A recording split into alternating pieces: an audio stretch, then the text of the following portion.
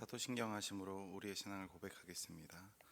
전능하사 천지를 만드신 하나님 아버지를 내가 믿사오며 그 외아들 우리 주 예수 그리스도를 믿사오니 이는 성령으로 잉태하사 동정녀 마리아에게 나시고 본디오 빌라도에게 고난을 받으사 십자가에 못 박혀 죽으시고 장사한 지 사흘 만에 죽은 자 가운데서 다시 살아나시며 하늘에 오르사 전능하신 하나님 우편에 앉아 계시다가 저리로서 산자와 죽은 자를 심판하러 오시리라. 성령을 믿사오며 거룩한 공예와 성도가 서로 교통하는 것과 죄를 사하여 주시는 것과 몸이 다시 사는 것과 영원히 사는 것을 믿사옵나이다. 아멘. 찬송가 499장입니다. 찬송가 499장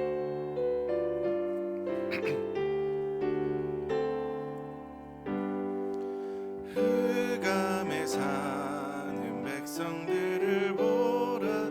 수많은 심령 멸망하겠네. 그 누가 갈까. 주의 복음 들고 생명을 구원하는 곳으로. 큰 권세 주께 있으니 큰 권세 주께 있으니 너는 가서 주의 복음 전하라. 주가 너 항상 지키리라. 구원의 문은 넓게 열렸으니 십자가 군병 일어나거라. 너희의 힘을 하나로 뭉쳐서 죄악의 쇠사슬을 끊어라. 큰 권세 주께 있으니 큰 권세 주께 있으니 너는 가서 주의 복음 전하라. 주가 너 항상 지키리라. 왜 너는 멸망기를 가려느냐. 주 음성 듣고 응답하여라. 널 구원하려 예수 죽었으니 생명의 참된 복음 전하라. 큰 권세 주께 있으니 큰 권세 주께 있으니 너는 가서 주의 복음 전하라. 주가 너 항상 지키리라. 온 천하 만민 승리의 그날에 영광과 찬송 주께 드리네. 속죄함 입어 구원을 기쁘게 할렐루야 부르세.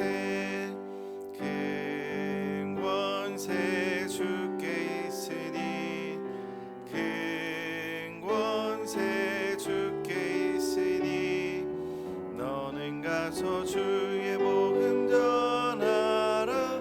주가 너 항상 지키리라.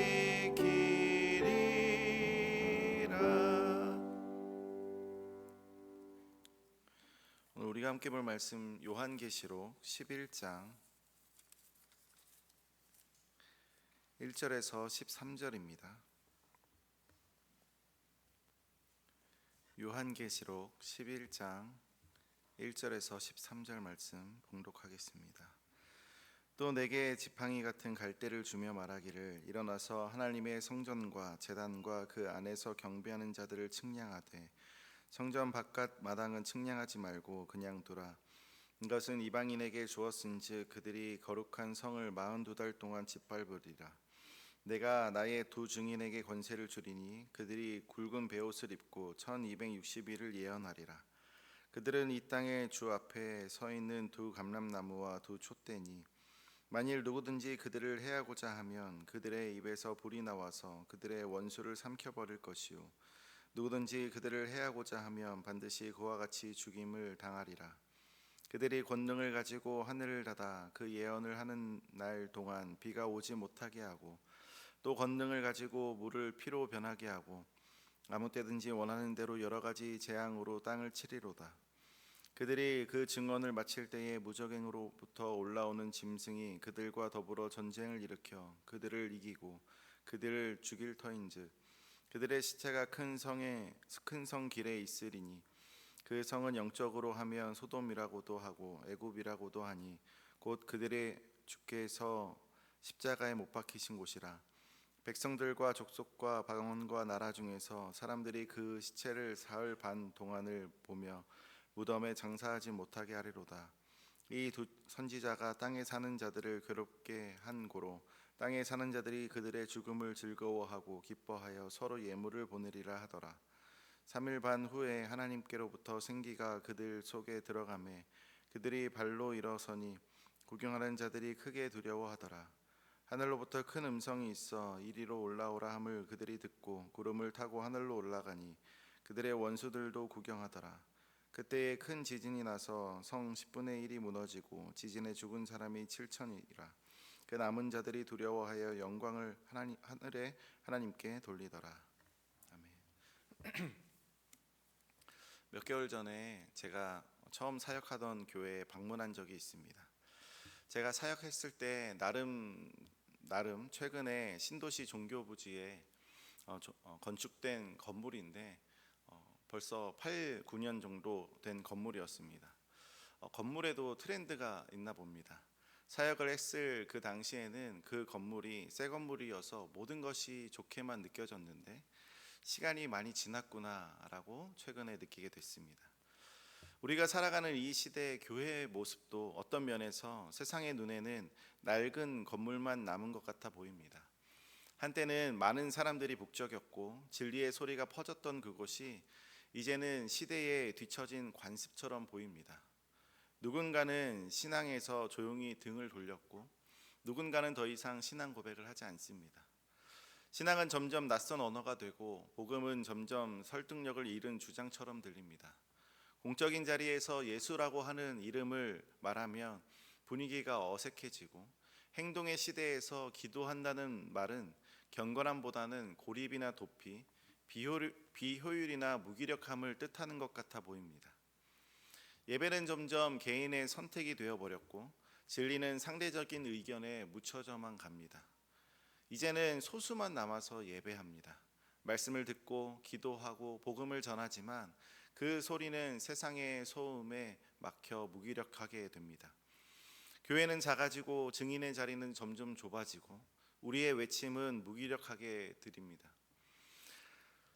이런 현실에서 우리는 정말 하나님께서 교회를 지키시고 보호하고 계시는지, 이러한 시대에서 여전히 하나님의 능력은 교회를 통해서 나타나는지, 세상의 가치가 지배하는 것 같은 이러한 상황에서 하나님의 나라는 과연 이루어져 가고 있는지 우리는 생각하게 됩니다. 과연 오늘날 이런 의심과 두려움에 대한 생각들을 가지고 있는 우리에게 오늘 본문을 통해 하나님은 무엇이라고 말씀하실까요? 오늘 본문 1절은 이렇게 시작합니다. 또 내게 지팡이 같은 갈대를 주며 말하기를 일어나서 하나님의 성전과 제단과 그 안에서 경배하는 자들을 측량하되. 요한은 지팡이 같은 갈대를 받습니다. 그 갈대로 하나님께서 자신의 백성을 측량하라고 말씀하십니다. 여기서 측량은 길이나 면적을 재는 것이 아니라 구별하고 소유하며 보호하신다는 신적 행위입니다. 에스겔 40장, 스가랴 2장에서도 이와 같은 측량은 성소와 백성들을 향한 하나님의 보호와 임재의 표시였습니다.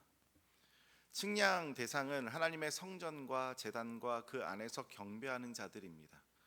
이들은 곧 교회이고 예배 공동체, 하나님의 백성입니다.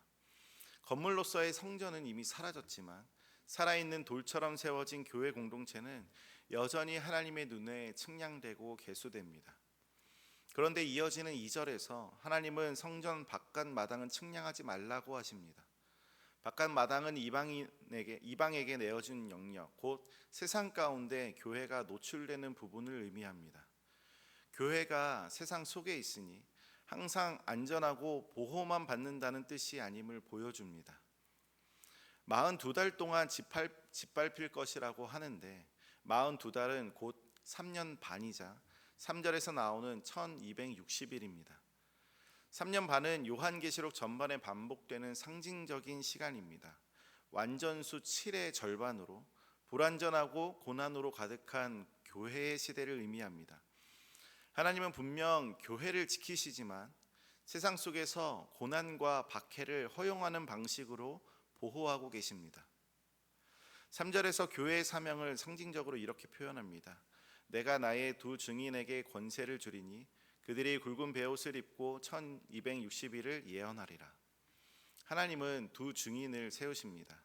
두 사람은 문자적 인물이 아니라 교회 전체를 대표하는 선지자적 정체성의 상징입니다.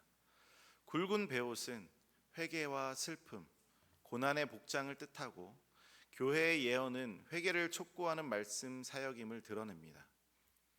이어 4절에서 그들은 이 땅에 주 앞에 서 있는 두 감람나무와 두 촛대라고 합니다.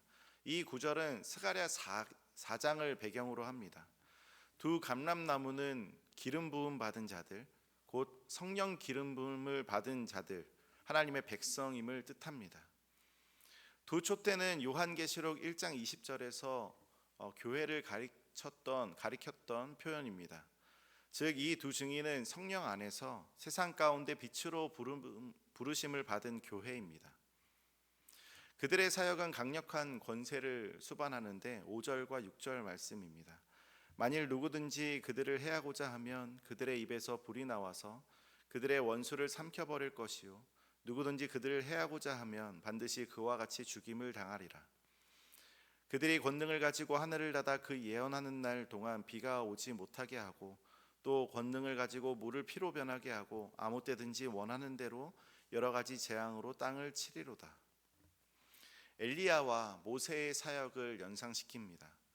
불은 엘리야의 갈멜산 이야기, 비를 멈춤은 열왕기하 1장, 물을 피로 바꿈은 출애굽기의 모세가 행했던 기적입니다.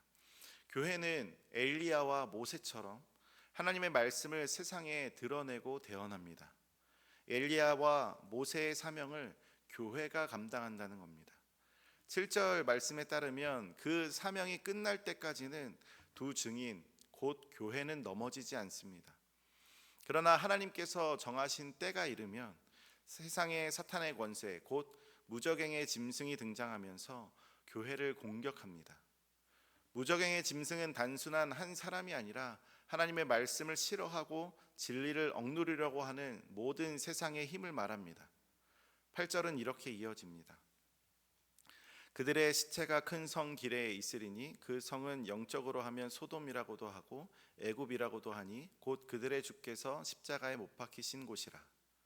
이 큰 성은 소돔처럼 타락하고 애굽처럼 억압하면서 예루살렘처럼 하나님을 거부한 세상을 말합니다. 이 모든 것이 섞여 있는 세상의 모습이 얼마나 복음에 적대적인지 보여줍니다. 교회는 결국 세상 한복판에서 죽임을 당하고 조롱당합니다. 9절과 10절에 따르면 교회가 사라지자 세상은 안도하기 시작합니다. 복음이 사라지자 양심의 가책도 사라졌기 때문입니다. 이 길은 옳지 않습니다. 이것은 죄입니다. 회개해야 합니다. 라고 말하는 교회는 세상에 불편한 존재입니다. 빛은 어둠을 드러내기 때문에 진리의 외침은 항상 거부당합니다. 하지만 하나님은 교회를 끝까지 죽게 두시지 않습니다. 11절인데 3일 반 후에 하나님께로부터 생기가 그들 속에 들어가매 그들이 발로 일어서니 구경하는 자들이 크게 두려워하더라. 이 구절은 에스겔 37장의 마른 뼈 환상을 연상시킵니다. 하나님은 무너진 교회를 다시 일으키십니다. 그 교회는 죽음에서 일어나 다시금 복음을 증거하는 자리로 나아갑니다. 이것은 부활이 있고 회복이 있는 교회의 모습입니다. 12절은 말합니다. 하늘로부터 큰 음성이 있어 이리로 올라오라 함을 그들이 듣고 구름을 타고 하늘로 올라가니 그들의 원수들도 구경하더라. 예수님께서 구름을 타고 승천하셨던 것처럼 교회도 그리스도의 길을 따릅니다. 부활의 영광과 함께 교회는 세상의 조롱 앞에서 오히려 하나님의 영광을 드러냅니다. 마지막 13절은 이렇게 기록합니다. 그때에 큰 지진이 나서 성 10분의 1이 무너지고 지진에 죽은 사람이 7천이라. 그 남은 자들이 두려워하여 영광을 하늘의 하나님께 돌리더라. 여기서 놀라운 반전이 일어납니다. 7천 명은 심판을 받고 죽지만 남은 사람들이 회개하여 하나님께 영광을 돌립니다. 엘리야 시대에는 7천 명이 남았지만 요한계시록에서는 7천 명만 심판받고 나머지가 회개합니다. 교회는 고난을 지나고 결국 열매를 맺게 된다는 뜻입니다. 오늘 말씀은 이렇게 말하고 있습니다. 교회는 고난을 피하는 공동체가 아니라 고난 속에서 복음을 증거하는 공동체입니다. 그리고 그 복음은 세상에 외면당하고 조롱당하고 때로는 무기력하게 느껴질 수 있습니다. 하지만 하나님은 그러한 교회를 잊지 않으십니다.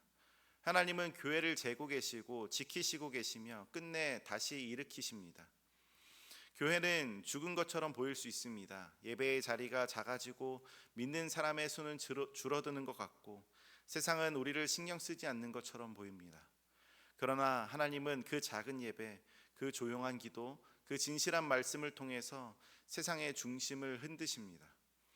하나님께서 일하시는 방식은 우리가 생각하는 크기나 속도와는 다릅니다.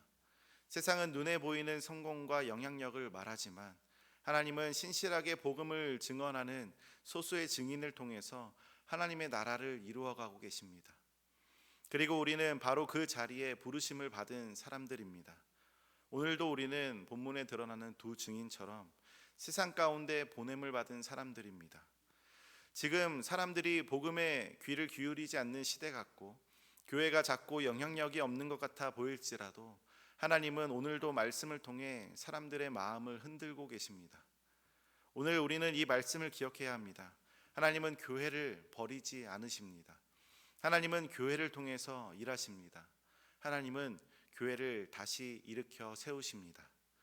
우리가 할 일은 세상이 무엇이라 말하든지 우리는 복음을 포기하지 않고 진리를 외치고 예배의 자리를 지키는 것입니다. 그 자리에 하나님이 함께 하시고 그 자리에 하나님의 능력이 나타납니다. 사랑하는 성문 공동체 여러분, 지금 우리가 드리는 예배가, 기도가, 말씀을 붙드는 삶이 결코 헛되지 않음을 믿으시길 소망합니다. 오늘도 하나님은 고난 속에서 증언하는 교회를 통해 죽음 너머로 다시 살아나는 역사를 이루고 계십니다. 그리고 그 교회 자리에 바로 우리를 부르셨습니다.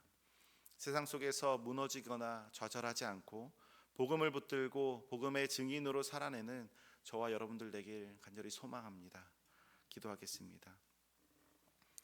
하나님 아버지, 오늘도 말씀을 통해 하나님의 음성을 듣습니다.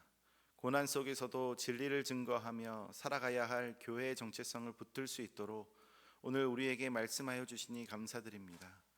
하나님, 세상이 교회를 외면하고 복음이 조롱당하는 시대 속에서 우리를 증인으로 부르시고 그 자리를 지킬 수 있도록 인도하시는 하나님을 바라보게 하여 주시옵소서.